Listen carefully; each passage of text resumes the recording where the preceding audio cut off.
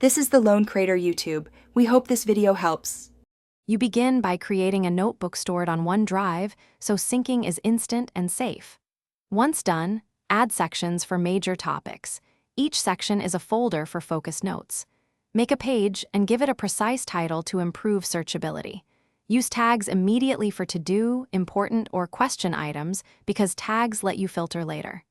This first step sets your structure. You want consistent naming, so later organization and retrieval becomes fast and automatic. You now capture content efficiently. Type, ink, record audio, or snap photos directly into a page so nothing is lost. Once captured, format with headings and bullet lists to create a readable hierarchy.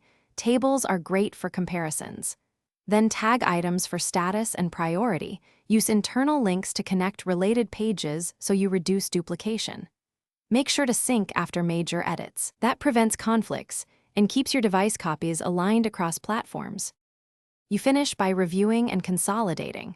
Move action items into a master task page, archive finished sections, and clean obsolete tags so your notebook stays lean.